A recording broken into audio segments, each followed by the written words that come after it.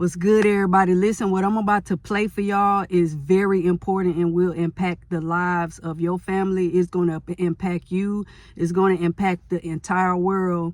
And this is not clickbait. This is for real. So stay tuned. I'm about to play this video. We just elected the president, right? Trump is in office. It's important this year as we try to do all these different things. We gotta stay informed on what's going on in the world, y'all, and how it affects us. And on this channel, I'ma always keep it G, always keep it real. I always keep it 1,000 with y'all because I really want to help. Okay, so check this out. This is so important that I could not hold it to myself. All right. With Trump as president, we're now in an era of upside-down diplomacy. That means that he'll fall over himself to heap goodwill onto our enemies while attacking our closest allies. And given the fact that we have no allies closer, literally or figuratively, than Mexico and Canada, here's what Trump decided to do. What are you thinking on tariffs on Mexico, given these actions you're signing on the border? Well, we're thinking in terms of 25% on Mexico and Canada because they're allowing vast numbers of people. Canada's a very bad abuser also. Vast numbers of people to come in and fentanyl to come in. When do you think you would enact those? I think February 1st. Are you planning on giving notice of that? I think we'll do it February 1st. 25% on both, sir? Sir, on each. So we're looking at 25% tariffs on Mexico and Canada by February 1st. Now, first of all, these tariffs would be imposed in violation of the USMCA, which is the trade agreement that was negotiated by, you guessed it, Donald Trump himself. So this guy revokes NAFTA, replaces it with basically NAFTA 2.0, and then on day one of his second term, undermines his own lame excuse for a trade deal by imposing tariffs on our own neighbors and allies. Because something art of the deal. But look, nobody cares about trade deals. They care about how it'll impact their lives. And if these go through, it will impact everybody's lives in this country. Why? Because despite repeating this fact ad nauseum, it doesn't seem to break through to Trump that imposing tariffs on Mexico and Canada will not mean that Mexico and Canada will pay fines to the United States.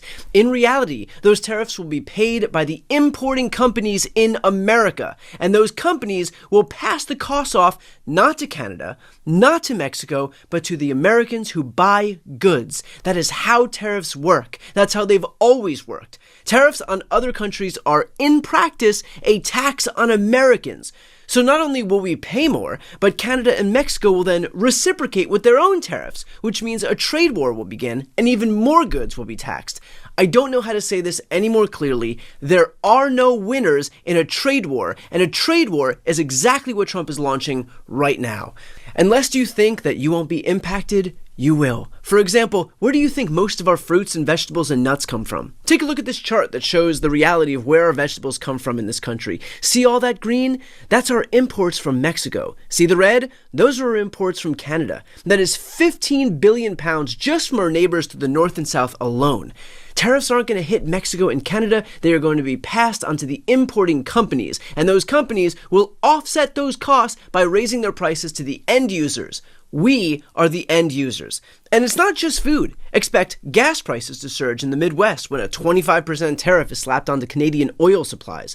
According to Patrick DeHaan, the country's best-known gas analyst, refiners in the Great Lakes, Rockies, and Midwest rely on Canadian heavy crude oil for feedstock to refine. If these millions of barrels are tariffed at 25%, that's going to basically mandate refiners pay a lot more for feed.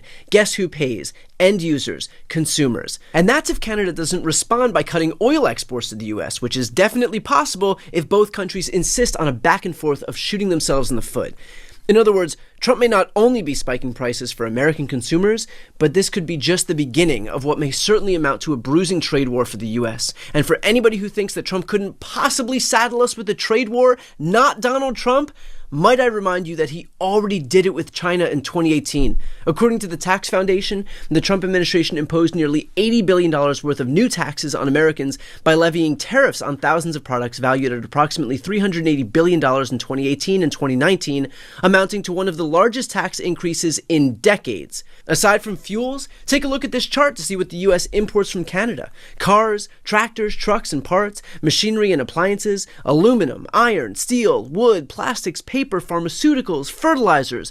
Or how about this chart to see what the U.S. imports from Mexico? Machinery and mechanical appliances, electronics, cars, tractors, trucks, parts, film equipment, beverages and alcohol, iron, steel, plastics, furniture, bedding, lamps. We are about to get the world's most expensive lesson in what tariffs do to the cost of everyday goods. You seen what I seen. You heard what I heard. This year, the best way to stay miserable is to, number one, be uninformed. The second way to be miserable in 2025 is to do nothing. And the third way is to be hopeless. We got to be informed and in tune with what's going on around us, okay? We can't sit back and do nothing, be stagnant. Get on YouTube, post the videos, get locked in, stay consistent, figure out ways to come up with extra money, because we got to look out for ourselves. I keep saying, like, I keep stressing this whole idea of like not waiting. What are you waiting on? What are you afraid of? Like, the world is, the world ain't waiting on you, so why you waiting on the world? These people in office do not care nothing about us. And the reality of it is we got 4 more years. Hopefully, I ain't gonna hold you, and I don't wish bad on people, but I hope he get impeached before the 4 years. When midterms come around in 2 years, I hope that they decide to get this man out of office. I don't even know why anybody would vote for him. But again, I ain't even trying to make this political. It's your vote, your choice. But we gonna be informed. New Views, New Heights is about all of that. We trying to win this year. In order to win, you got to be locked in to what's happening in your environment, what's happening in the country, what's happening in your city, what's happening, you know what I'm saying? Like, what's going on, because it's going to affect us. Tariffs are going to, I heard people say that they voted for him because of the stimulus checks, when he got all that stuff from Obama. Let's just keep it real. You know what I'm saying? That was it just like handing off, you know what I'm saying, a nice dish, or you going and ordering a takeout and then trying to trick your partner or trick your guest into thinking you cooked that. You did not cook that. Somebody else cooked that and you just served it, okay? So that was not the case. But he in office now, so what do? We cannot just sit back and do nothing. We got to come up with strategic ways. That's why I'm saying, y'all, if I can help you, drop a comment in I don't know who watching these videos, so you gotta drop a comment so I can make sure I'm subscribed and I can make sure I'm supporting your channel, because this is one of the ways it's gonna help us put food on our table and you know what I'm saying, have a passive stream of income where we making money while we sleep. When you post the video up and it's going to do what it's going to do. You know what I'm saying? But we got to lock in and help each other get to that point. I'm not monetized, but my goal this year is to be monetized before the year out, because, listen, we can't sit back and do nothing or we're going to get washed out. The third way to be miserable in 2025 is to remain hopeless. You gotta keep your belief alive, man. It's so many things around us, including what I just played for y'all, that is going to make you feel like there's nothing to look forward to. There's no reason to keep faith alive. There's no reason to keep pushing. There's no reason to continue going. But you can't give up. If you woke up this morning, it ain't over. God is not waking, he's not waking us up for no reason. He's not waking us up to just struggle. We weren't promised a perfect life. So things are going to happen, and that's okay. But what are we doing, and what are we preparing for before the rain come? Because rain is destined to come. It's just the way the seasons go. It's just the way nature flows. You know what I mean? No rain, no flowers. We gotta have the rain if we want things to grow. And we need flowers, we need trees, we need all of that for oxygen. We need those things to live. And pain is the same way I view the rain. We need pain, we need things that help us and fuel us to grow. Do it feel good? Do it look good? No, I'm gonna keep it G. It don't look good, okay? It don't feel good. It's not enjoyable at all. but we need it to become better people. We need it to help us develop our strength and endurance, and it helps us develop character for the places that we're trying to go. So the views and of what you're experiencing will help fuel you and the heights that you're trying to reach. That's why I named this channel that. Like, we tapping into everything so that we can, stay locked in up here, and that way we can flourish, with everything outside of us. And so I just really wanted to lock that in. I had a whole completely different view of direction of where I wanted to go with the video today, but I ran across that video, and due to this is officially his first day in office, and already he talking crazy. It's just like, we got to be, we got to be prepared, man. And so that's just where I'm at with it, man. I ain't gonna hold you. I'm disappointed, but it's just a means of putting that foot on that gas and going harder with everything that I've been doing, everything that I'm trying to do this year.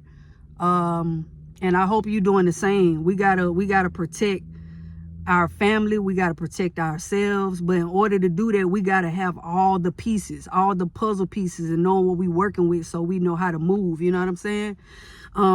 You ain't gonna know everything, but the stuff that we can get, the information that's available to us, we gotta make sure we doing our part on that, man, so we don't get washed out and left behind. The man made all these promises on the campaign trail about raising or lowering the price of eggs, and how high inflation is, and all these different things. I knew it was all cap, because he a billionaire. He don't give a damn about me or you. You know what I'm saying? He in a whole different, he never saw struggle in his life. The man was born and given over $200 and some million the day he was born. Like, he inherited that because his daddy was already rich. A lot of us, me, you, a lot of us, we didn't grow up like that. So you think he know about struggle? You think he know about, the man ain't know nothing about what he was talking about. It just sounded good, and a lot of people fell for it. You know what I'm saying? So we not doing that. It's January. We got 11 more months, and unfortunately we got 4 years with this guy. But I'm here. We're gonna keep hope alive. We gonna get in motion and not stay stagnant, and we gonna make sure that we stay informed of what's going on, and make sure we informing each other. So I love y'all with the love of God. As usual, new views, new heights. We're gonna make sure we locked in up here so we can go where we need to go. Wherever you are, I hope you're having the most amazing day. Until next time, peace.